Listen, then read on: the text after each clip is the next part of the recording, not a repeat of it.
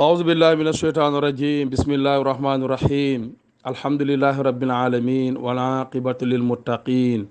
ولا عدوان إلا على الظالمين ثم الصلاة مع السلام على أشرف الأنبياء والمرسلين وعلى آله الطيبين الطاهرين وعلى أصحابه الميامين ومن تبعهم بإحسان إلى يوم الدين وبعد السلام عليكم ورحمة الله mbokki ci Ramadan time ñu ngi leen di nuyu yéen ñëpp di leen ziar di leen jox seen wàccuwaay di ñaan borom asamaan ak suuf jàlla waala yàlla nangu suñu mboolem jaamu yàlla yu ñuy def yàlla nañ yàlla jéggal suñu mboolem bàkkaar yàlla nañ yàlla xiir ci boppam yàlla nañ yàlla yëkkati ba ñu yëg ko yàlla nañ yàlla yëkkati ba ñu jëg ko yàlla naatal suñu réew mii di Sénégal defal ko Afrique defal ko àdduna may ñu mucc yu rafet yàlla jàppale jullit ñi fépp fu ñu mun nekk ci kaw suuf yàlla jàppale humanité yàlla gindi àdduna yàlla gindi àdduna kon ginnaaw loolu mbokk yi incha allah ci Ramadan time ñu ñëw ci suñu thème bi nga xam ne tey moom lañ bëgg a waxtaanee thème bi mooy comment bien communiquer. comme ni ma leen ko waxee thème bi mooy comment bien communiquer kon rien que ci titre bi rek am nañ ci ay jàngat yu bari kon xam nañ communiquer am na mais naka lañ war a mun a communiquer communication bu baax loolu tamit dafa am solo léegi nag pour mun a waxtaanee comment bien communiquer avant de parler le comment de communiquer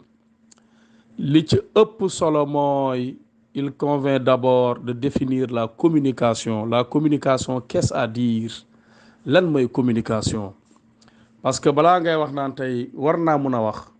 mais foog nga xam lan mooy communication te loolu c'est important moo tax tey communication suñ ko doon firi tey su ma posé woon question laaj leen lan mooy communication automatiquement di nga dégg ay nit ne la communication mooy le fait de passer un message le fait de donner une information yaa ngi dégg kon loolu tey nit ñi bëri soon laajee communication loolu lañ lay wax alors que loolu lenn la ci communication te loolu am na lu ko jiitu lu bëri pour que loolu mun a am loolu daanaka soo xoolee jeexital la rek ci wàllu communication mais balaa loolu di am message boobu di ñëw am na loo xam ne moo war a nekk ci kanam am loo xam ne moom moo ko war a jiitu ba nit ki su ko déggee rek su déggee message boobu rek su xoolee information bi rek suñ ko joxee dara rek automatiquement day nekk koo xam ne ku koy mën a accepter la ku koy mën a dégg la kuy mën a comprendre la mais communication tëbul rek nekk benn message bu ñuy jox doomu aadama. donc suñuy définir communication suñu ne la communication lan mooy la communication dañu ne la communication elle est d'abord relation kon communication relation la nañ ci bàyyi xel elle est relation mooy liy boole doomu aadama. mooy rapport ak lien bi nga xam ne dafay jokkale ay nit loolu mooy communication relation la yemul ci nekk relation elle est médiation moyen bi lay permettre nga mun a jot doomu aadama ba soo waxee mun la dégg loolu mooy communication mais yemul ci relation yemul ci médiation mais elle est cohésion dafa nekk loo xam ne tamit lu nose la lii tax mbir yi harmonie am seen biir mu nosewu seen biir ba nit ki nga mun a nekk ak moom en relation mun a nekk ak moom en médiation lii tax mu nosewu ba loolu duggante seen biir ba ràbbaloo loolu également communication la mais au-delà du fait qu'elle soit relation médiation et cohésion elle est dialogue communication dialogue la communication jokkalante la échange la waxtaan la ma jox la nga jox ma loolu également communication la kon suñ jëlee communication relation la mooy liy boole ay doomu aadama di leen takkante ba ñu mun a ànd lien bi nga xam ne mooy leen di rapprocher ba ñu mun a nekk benn mais également médiation la mooy fi ngay jaar moyen bi ngay jaar ba mun a accéder ci nit ki ba soo ko waxee mu dégg la loolu communication la cohésion la lii nosewu ba relation boobu ak médiation boobu mun a jëmmalu taxaw loolu mooy communication mais ñett yooyu si ne ba feeñ communication dialogue lay doon nag foofu nag mooy waxtaan la joxe la jëlal ma jël jox ma jox la ma delloo la bu nekk loo xam ne lu nosew lay doon ba léegi jeexalaguñu ci communication mooy lan. ñu ne la communication elle provoque la prise de conscience et suscite l'engagement. kon communication ginnaaw bi ñu xamee li jiitu lan mooy communication, mais également ba léegi communication dafa am beneen rôle boo xam ne daf koy jouer ci doomu aadama. kon communication dépassé na rek mooy wax ak jokkalante, mais communication dafa nekk lu ñu tuddee elle provoque la prise de conscience. communication day permettre doomu aadama tey su déggee nit ki mu communiquer, te communication tekkiwul rek li ñuy dégg ne tekkiwul rek li ñuy wax. loolu tam dinañ ci ñëw incha allah, loolu surtout ci côté débat laay gën a bëgg mu ñëw. kon communication dafa am rôle bu muy jouer ci doomu aadama, mooy daf koy changer loo, day tax doomu aadama mun a jël, mun a conscient, day sensibiliser doomu aadama. mun nga ne sa communication day influencer doomu aadama. mun na nekk benn système boo xam ne day influencer doomu aadama ba mu mun a jël ay position yoo xam ne peut-être sax bëgg ko woon jël sax, mais nit ki par le biais de la communication, li ñuy wax naan l'art de convaincre sans pour autant avoir raison, parfois mun na ci jouer rôle boobu. nit ki ñëw ba nga xam ne ci communication daf lay jël loolu li moom mooy conscience, mais yemul ci loolu, mais day susciter li nga xam ne moom mooy engagement. xam ngeen parce que pouvoir bi communication am dafa grave. yàlla subhanahu wa taala bi mu bindee doomu aadama ba pare, da ngay dégg surtout rahman, yàlla ne arrahman xalaqal insaan allamahul bayaan. yaa ngi dégg yàlla subhanahu wa taala day expliquer lu am solo ci alquran. yàlla bi mu bindee doomu aadama di wax naan man arrahman moom mooy yërmande. yàlla subhanahu wa taala moom moo bind doomu aadama, mais également moom moo ko jàngal li nga xam ne l'art d'exprimer clairement. pour doomu aadama yàlla moo ko jàngal allamahul bayaan. loolu ce n'est pas gratuit, yàlla di insister ci le fait que mu jàngal doomu aadama li nga xam ne moom mooy wax. l'art de communiquer, l'art d'exprimer clairement. li tax yàlla di ci insister parce que xam na le pouvoir de la communication, le pouvoir de la parole li mu am ci doomu aadama. moo tax communication day provoquer prise de conscience. nit ki day dem ba benn instant mu conscient ci li nga xam ne mooy benn mbir, mais également dafay susciter engagement ci moom. li may wax ni suñ ko dellawee ci l'islam, ci diine, yonente bi alayhi salaatu wasalaam bëri na ay mbir yoo xam ne su ko doon def à la place de l'information, communication moom lay utiliser. day communiquer ak doomu aadama yi, communiquer ak saxaaba yi pour message am gën a mun a jàll. day dem benn instant day woo Bilal, ne ko Bilal noddal. Bilal su noddee noddul pour que nit ñi julli, mais dafa nodd pour mu jàllale benn message. message boobu muy jàllale lii ma wax fii léegi daf ciy feeñ. yonente bi alayhi salaatu wasalaam biñ demee fi nga xam ne mooy Xaybar, ñu am problème, war nañ xeex, war nañ jihaad, mais am nañ problème munition, am nañ problème armement, am nañ problème xaalis. Ousmane bun Affan nga xam ne commerçant bu mag la woon, indi na li nga xam ne caravane yi ñëw na, indi na marchandise, moom moo ko yor. yonente bi alayhi salaatu wasalaam dafa tenir foofu benn communication bu am solo. communication bu am solo ba mu tenir dafa provoquer benn prise de conscience ci kii moom mooy Ousmane bun Affan. Ousmane bi nit ñi ñëwee yëpp commerçant yu gën a mag yi nee ko li nga indi tey vente aux enchères lañ koy def parce que dafa manqué ci dëkk bi, kenn amu ko. dañoo bëggoon nga jaay ñu ko noo ko bëggee ak noo ko soxla. Ousmane communication bi yonente bi alayhi salaatu wasalaam def ci moom, def ci li nga xam mooy saxaaba yi, am na lu mu def ci moom, mooy provoqué na ci moom la prise de conscience. conscient na, xam na enjeu yi fu ñu toll. Ousmane nee leen jaay naa ko ku leen ëpp njëg, ku leen dàq jënd.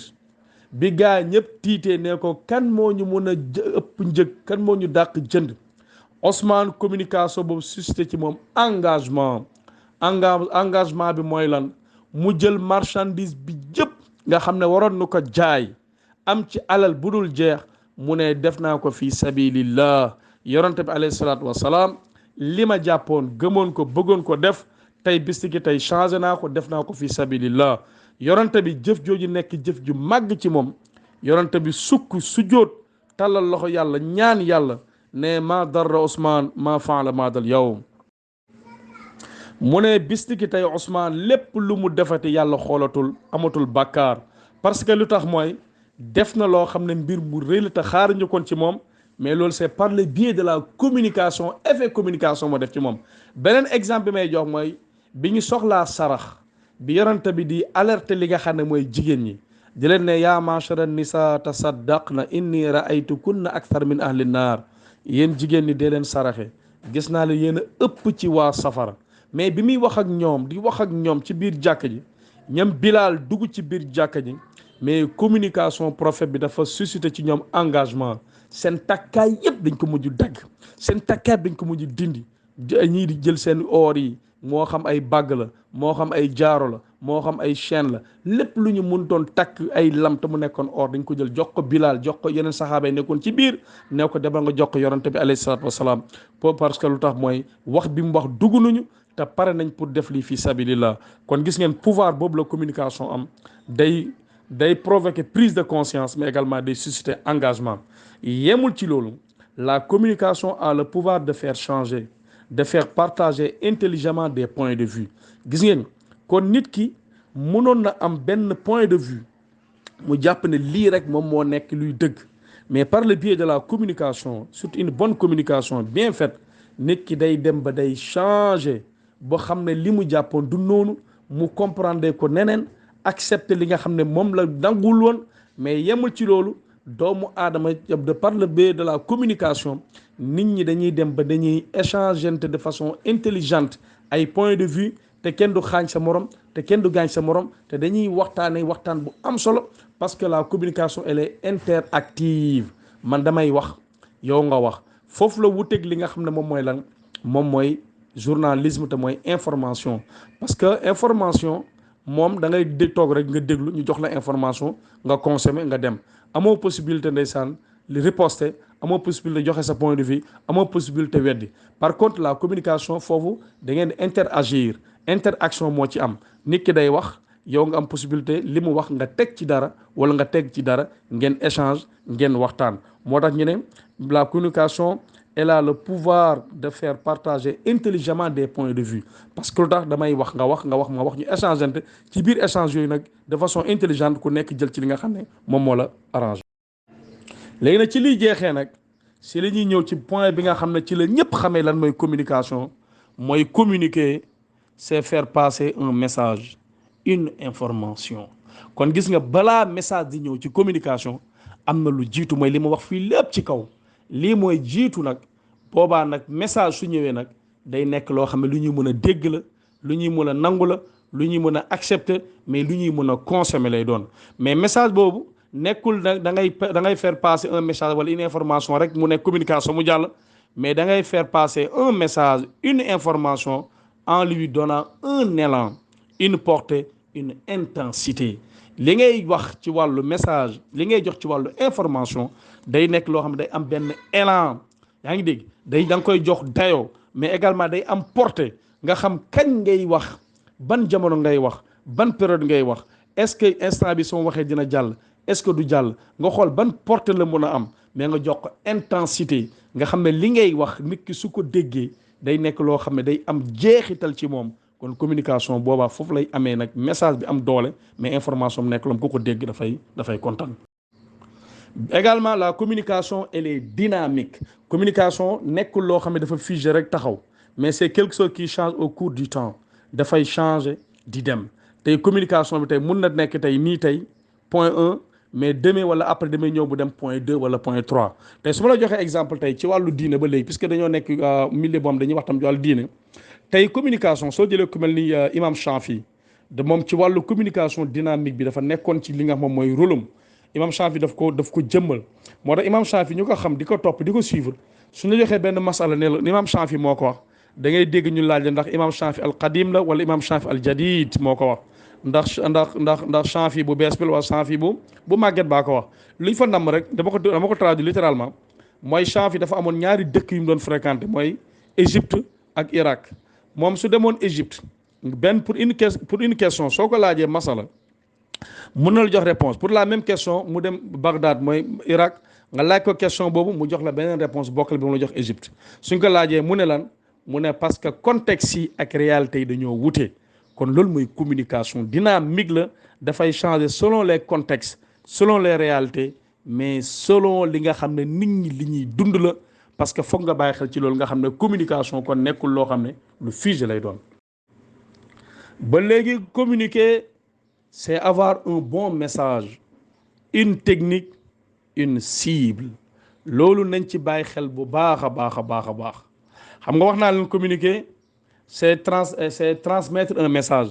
mais naka de communication communiquer dépassé na le fait de transmettre seulement un message mais au-delà de transmettre un message dafa nekk c'est le fait de transmettre et d'avoir un bon message kon message bi ngay yor day nekk message boo xam ne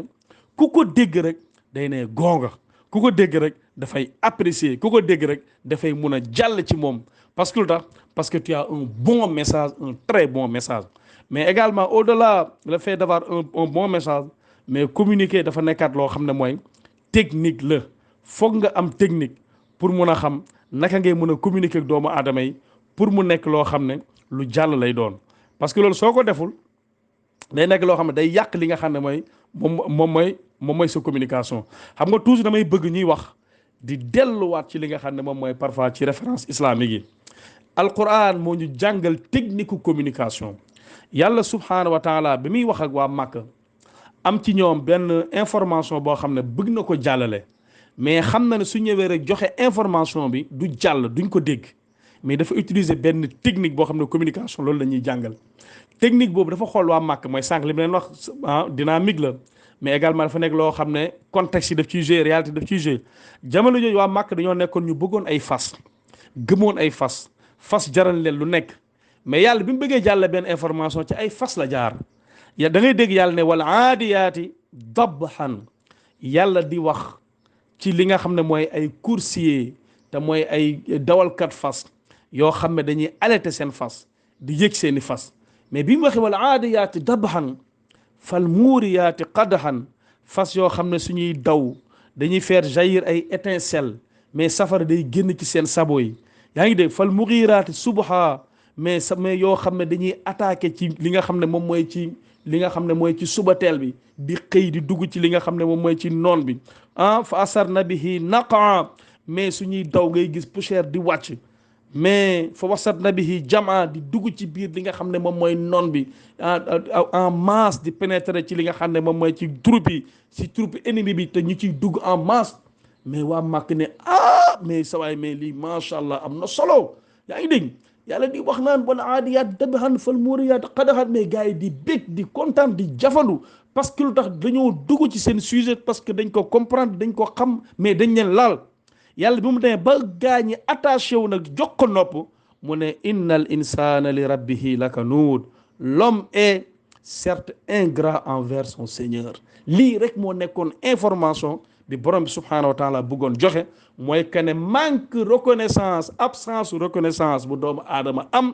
ci li nga xam ne moom mooy ci boromam subhaanahu wa taala mais su ñëwee rek ñoo ne nit ki l'homme est ingrat envers son Seigneur message bi du jàll mais dafa am laytaay bi nga xam ne moom la teg ci kaw message boobu pour que nit ñi mun ko dégg pour message mun a jàll loolu mooy technique bi doomu aadama di utiliser au-delà d'avoir le fait d'avoir un bon message mais également il faut avoir une technique mais il faut avoir une cible kon gis ngeen wax naa leen ko da ngay am message bu baax am technique bi mais am cible ci biir cible yi tamit dafa am ñaari façon cible dafa am cible boo xam ne cible principale la am cœur de cible tamit moo tax foog nga xam ban cible ngay waxal pour que sa communication mun a jàll léegi nag kon communication suñ ko waxaatee communiquer c'est penser à son public autrement dit à la cible bi ngay waxal foog nga xalaat kii may waxal kan la et à ce qui l'intéresse xam lan moo intéressé jamono bi ngay wax ak sa cible boobu nga xam lan moo ko intéressé loolu soo ko xamee loolu moo lay permettre li ngay communiquer mu mun a jàll nit ki mun ko comprendre nit ki mun ko accepter sa communication mun a jàll parce que xam nga ki ngay waxal kan la mais également xam nga lan moo ko intéressé moo tax ñu ne communiquer est différent de parler parce que wax rek la da ngay wax rek nga dem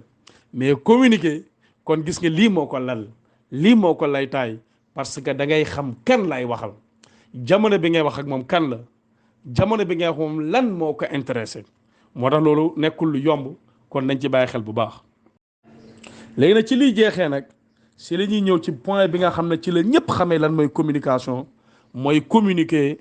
c'est faire passer un message une information kon gis nga balaa message di ñëw ci communication am na lu jiitu mooy li ma wax fii lépp ci kaw lii mooy jiitu nag boobaa nag message su ñëwee nag day nekk loo xam ne lu ñuy mën a dégg la lu ñuy mën a nangu la lu ñuy mën a accepter mais lu ñuy mën a consommer lay doon mais message boobu nekkul nag da ngay faire passer un message wala une information rek mu nekk communication mu jàll mais da ngay faire passer un message une information en lui donnant un élan une portée une intensité li ngay wax ci wàllu message li ngay jox ci wàllu information day nekk loo xam ne day am benn élan yaa ngi dégg da nga koy jox dayoo mais également day am portée nga xam kañ ngay wax ban jamono ngay wax ban période ngay wax est-ce que instant bi soo waxee dina jàll est-ce que du jàll nga xool ban portée la mën a am mais nga jox ko intensité nga xam ne li ngay wax nit ki su ko déggee day nekk loo xam ne day am jeexital ci moom kon communication boobaa foofu lay amee nag message bi am doole mais information bi nekk loom ku ko dégg dafay kontaan. moo tax li ñuy tuddee éloquence l'art de bien parler dafa bokk ci li muy dimbali doomu aadama ci communication. léegi nag éloquence boobu pour nga réussir ko ci communication dafa am ñaari points yoo xam ne yu fondamentaux la pour nga mën ko réussir bi si njëkk mooy li ñuy tuddee la confiance en soi mooy nit ki foog nga gëm sa bopp foog nga nekk koo xam ne da ngay gëm sa bopp pour nga mën a réussir sa communication rawatina li ñu tuddee éloquence. léegi ci confiance en soi boobu dafa am 4 éléments parce que bëgguma ko dépasser su ma ko dépassé may génn thème bi dem dugg ci thème confiance en soi te loolu les coachs en développement personnel mën nañu si ñëw indil apporter lu bëri. léegi nag ci confiance en soi bu am na 4 éléments yu ñuy permettre nga mun ko réussir bi si njëkk mooy savoir recevoir des compliments nit ki communiquer jamono biñ koy complimenter di wax ak moom di ko tagg day xam nan lay recevoir compliments yooyu dafa am solo ci communicant dafa am solo pour ci nga mun a éloquent xam nga nit ki su fekkee da nga faible de nature nga xam ne soo defee waxtaan ba pare wala jamono bi ngay bëgg a def waxtaan nit su la ñëwee di la tàgg ne la che waaye vraiment kontaan naa ci yow vraiment jàmbaar nga commencé ndeysaan sa attitude nekk attitude bu xaw a yàmbaar non jërëjëf merci loolu day yàq sa communication yow dootoo mën a attirer li nga xam moom mooy public bi dootoo mën a attirer sa interlocuteur parce que day gis ne si yow da nga faible day gis ne yow nekkoo koo xam ne tey mun nga ko tey xoolal arrangé tey munoo ko yëngal mais par contre nit ki pour nga mën a recevoir ay compliments soo ñëwee tey def waxtaan wala balaa ngay waxtaan nit ki ñëw ne la mais vraiment imam kontaan naa nga ne ko non alhamdulilah merci beaucoup mais imam vraiment waxtaan bi neex na nga ne ko jërëjëf kontaan naa mais imam vraiment wu sa code jug na nga ne ko yaa ko tuuj comprendre c'est-à-dire gis nga langage yooyu ngay am gëm sa bopp wala sa bopp mën a recevoir ay compliments su la waxee nga delloo ko wax ji loolu dafa am lu muy def ci li nga xam ne moom mooy ci communicant bi mais également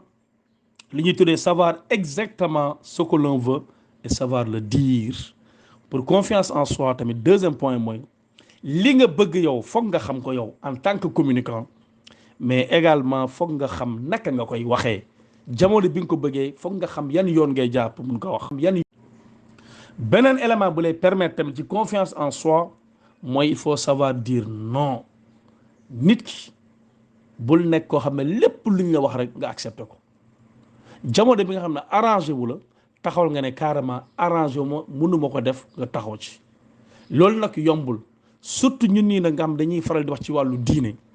loo wax rek ñu ne non def ko fii sabilillah def ko ngir yàlla faiblesse def ci feeñ parce que même mii di wax ak yéen sax am naa faiblesse bi parfois ñu defloo ma dara ma def ko accepté ko malgré moi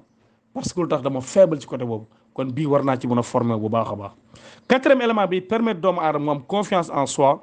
mooy ne soyez pas prisonnier de votre image ni de celle des autres c'est-à-dire yow fexeel ba yow nga gëm sa bopp tey ba yow bul xeeb sa bopp jamono bi ngay communiquer ak nit ñi bul xeeb sa bopp mais également bul gis ci biir mbooloo bi nit koo xam ne gis nga ne tey moo la ëpp diplôme wala moo la ëpp salaire wala moo la ëpp dayo wala tey moo la ëpp relation wala tey ci wàllu xam-xam jàpp nga moo la ëpp xam-xam ba nga xeeb sa bopp loolu soo ko defee rek doota am confiance en soi doo gëm sa bopp, mais également sa communication da ngay passer de côté parce que lu tax éloquence bi ñu ut ci wàllu communication doo ko am, mais da ngay ragal lépp looy wax yaa ngi sóoraale waa ji, xeeb nga sa bopp, xeeb nekk nga prisonnier ci image waa ji, mais également prisonnier nga tamit yow sa bopp tamit tey ba nga xam ne tey sa image tey rey nga ko tey gëmatoo sa bopp tey su fekkee côté diine la soo ñëwee gis ñu la ëpp sikkim kii mi gën a ngan nga jàkkaarloog ñoom mais rek nga ragal nga tiit soo deful ndànk da ngay xaraamal di daganal rek parce que da ngay sóoraale gaa ñooñu. Alors que li nga war a wax da nga ko war a maîtriser, da nga ko war a comprendre, da nga ko war a xam, nga teg ko ci ay textes yu leer nañ, mais nga wax lu leer nañ, argumenté ko ay bases yu solide, nga wax ak argumentaire bu leer, communication bi set, éloquence bi génn, nit ñi jëriñoo si, mais malheureusement soo ko deful da ngay daanu ci piège boobu. kon ci wàllu confiance en soi mun naa yem foofu su loolu su ma ko continuer parce que 12 éléments la damay génn thème bi dem dugg ci loolu. léegi nag ci beneen point bi permettre doomu aadama mu mun a communiquer ba pare éloquence génn ci mooy la maîtrise de la voix. foog nga maîtriser li nga xam ne moom mooy sa baat, nga nekk koo xam ne tey ku la dégg automatiquement dafay forcer non seulement écoute mais dafay forcer li nga xam mooy li nga xam ne li ñu tuddee mooy respect. mais beneen aspect bu am solo tam ci wàllu communication, la communication et les articulations. moo tax yàgguma ci voix bi parce que damay ñëwaat ci côté boobu parce que boobu beneen domaine la ci wàllu ci beneen côté bi. la communication et les articulations, ci wàllu articulation boobu dafa am lu ñu tuddee la gestion de la voix, mooy volume bi, tonalité bi, rythme bi. nit ki di communiquer baat bi daf ci am solo trop trop trop trop. jamono bi muy wax foog volume bi ñu xam ban volume lay utiliser, tonalité bi muy waxee yaa ngi dégg ak rythme bi muy waxee dafa am solo. xam nga tey soo amee discours bu am solo mais sooy wax ngeen c'est-à-dire wax ji am na solo mais kenn mooy dégg, mais kenn mooy comprendre, mais doo attirer attention doomu aadama yi. moo tax kon ci wàllu tonalité, ci wàllu gestion de la voix, tey soo jugee taxaw su ñu la joxee kàddu nga ne alhamdulillahi rabbil alamin, automatiquement nit ñi dañ lay déglu. inna alhamdulillah dañ lay déglu. chers frères et sœurs en la foi dañ lay déglu. l'assistance s'il vous plaît dañ lay déglu. votre attention s'il vous plaît mais dañ lay déglu. parce que voilà quelqu'un qui maîtrise sa voix, voilà quelqu'un bi nga xam ne tey mun na taxaw jokkoog doomu aadama yi parce que rien que de par sa voix rek moo ngi captiver, moo ngi attirer te message bi ñëwagul. moo tax côté boobu dafa am solo mooy da ngay nekk ku relax, ni trop bas ni trop fort. baat bi bu mu oyof lool ba xam ne pour déglu nit ki day def effort, te jamono bi ñuy dund effort boobu nit ñi di def pour mun na déglu vraiment mun nañ ko arrêter dem seetaani football, mun nañ ko arrêter dem déglu ji beneen débat, mun nañ ko dem seetaani débat, mun nañ ko arrêter dem waxtaan ak seeni copains teg ataaya waxtaan quoi, comprendre. moo tax foog ñu bàyyi xel ci loolu. mais également warul nekk lu nii trop fort ba nga xam ne sooy wax nit ki da ngay yuuxu comme li ñuy waxoon benn politicien fii, t'as pas besoin de crier, on t'entend. yaa ngi dégg jarul ngay yuuxu pour te faire entendre, mais da ngay wax ci anam boo xam ne nit ku la dégg du def effort pour déglu la, mais doo ko gaañ également. kon relax li ma doon wax rek na oyof rek na oyof, ni trop fort ni trop bas, mais volume bi, tonalité bi, rythme bi nañ ci bàyyi xel. communication touche d'humour la, gis ngeen. kon communication tamit nekkul rek di wax rek nit ñi déglu nga échanger ak nit ñi rek mu nekk un bon message rek, mais également touche d'humour la. li ngay wax parfois dañ ciy wax mais nga boole ci loo xam ne day reetaan loo doomu aadama yi, loolu day tax nit ñi dañuy relax, mais day tax nit ñi tam mais dañuy kontaan, mais dafa neex, dafa nekk loo xam ne tey day jàppale tamit li nga moom mooy sa assistance. tey sooy wax parfois nit ñi di kontaan. tey su ngeen même ci wàllu diine yonent bi alayhi salaatu salaam su ngeen jàngee téere ñu tuddee les Chamaïl Rasoul, mooy les qualités du prophète, Chamaïl Rasoul te téere yooyu dañ ko si expliqué ku mel ni Hassan, ku mel ni Kaab, mais dañ leen ñëw parfois fekk yonent bi toog saxaaba yi toog mais ñu wax yéen wax prophète day sourire mais day kontaan. yaa ngi dégg kon parfois ci wàllu échange parfois yonent bi daan na ko def woo xool di ne ko yaa uznayn, yow borom ñaari noppi, waa ji di xool est-ce que moom lay waxal ndax am na ñaar nopp wala amul ñaar nopp, comprendre. gis ngeen yaa haada, gis ngeen yaa haada, mais di loolu ay xeetu communication la yoo xam ne mais ci da ngay communiquer di farsaale mais nit ñi reetaan, mais après nga jàll li nga xam ne moom mooy sa message. kon communication touche d'humour def ci am solo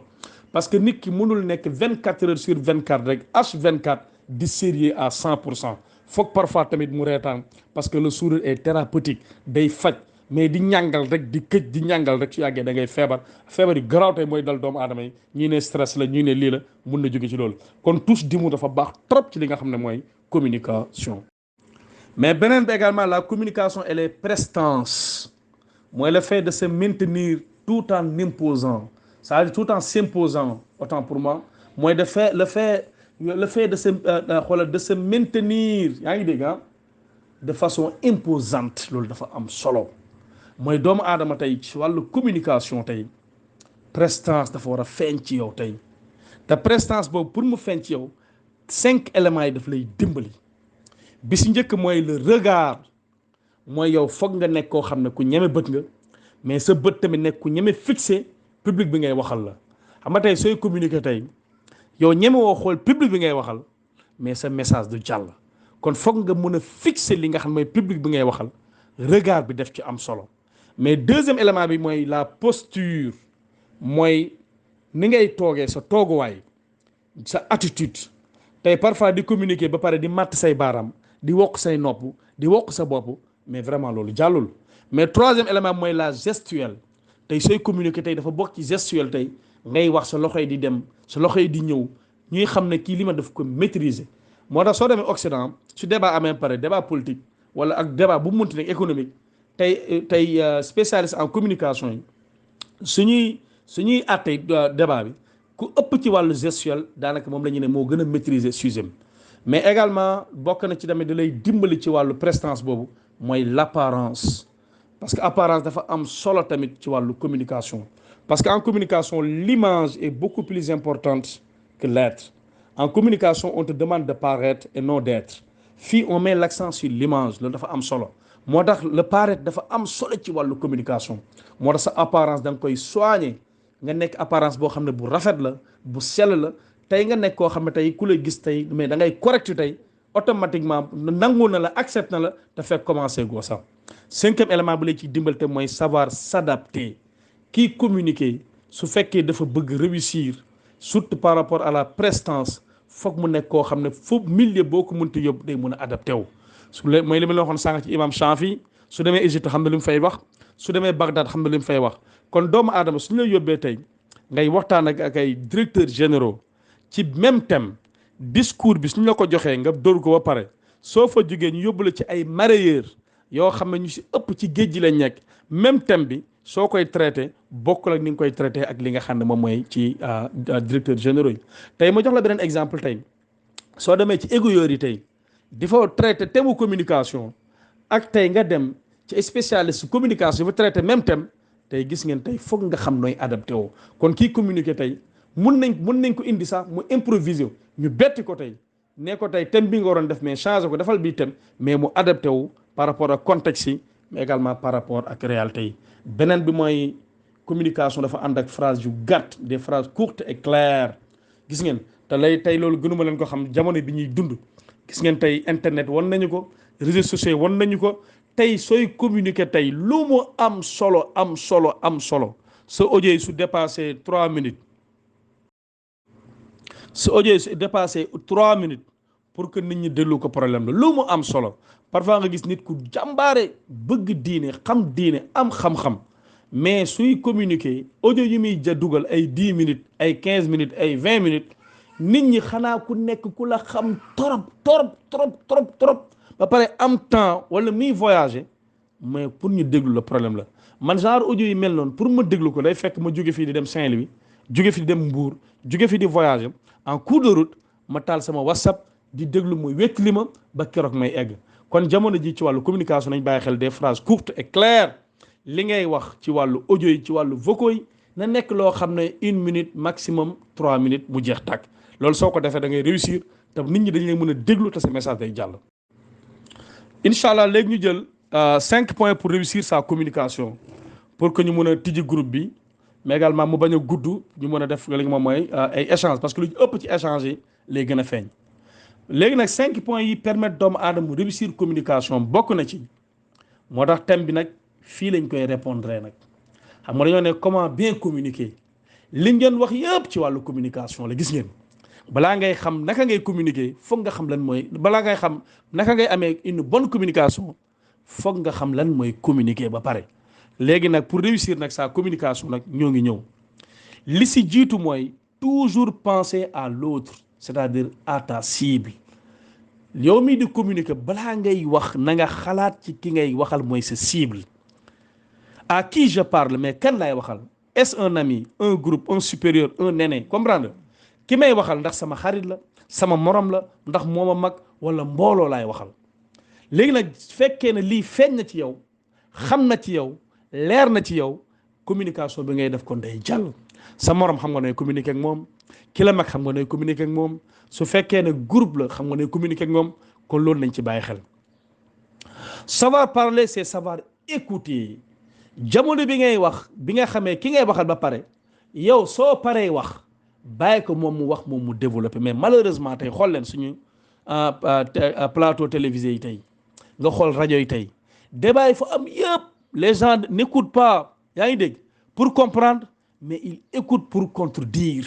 da ngay gis benn waaye day wax day pare waa ji attaqué waa ji wax waa ji attaqué waa ji wax attaqué. finalement débat yi nekkatul débat yoo xam ne nit ñi mun nañ ci mun a tirer leçon, mun nañ ci jàng dara. mais xuloo lay gën a doon sooy déglu débat yi day dem benn instant li ñu tuddee populisme tey dafa dem ba finalement moo gagné suñu débat yëpp te wallahi tey ci wàllu communication balaa mu doon neex xam nga ki ngay waxal, xam nga ban tranche d'âge la, xam nga ban catégorie la, mais déglu nga ko wax nga bàyyi ko moom tamit wax. Deuxième élément bu lay permettre nga réussir sa communication mooy accorder son attitude à son discours. yow li ngay wax dafa war a feeñ ci yow li ngay dund. parce que su fekkee yow da ngay woon nit ñi ci njub te yow juboo, wala da ngay wax nit ñi nañ def li te yow doo ko def, yow li ngay def ci fekkee sa attitude dafa contredire li nga xam ne moom mooy sa discours, loolu nit ñi parfois mun nañ la déglu mais du ñu accorder importance trop ci li nga xam ne moom ngay wax. bëri na tey ndeysaan ñoo xam ne dañuy invité ci plateau télé yi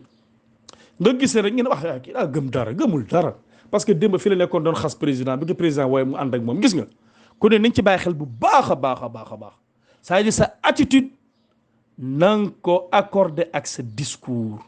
parce que wax naa leen ko sànq, le paraître joue un rôle fondamental dans la communication.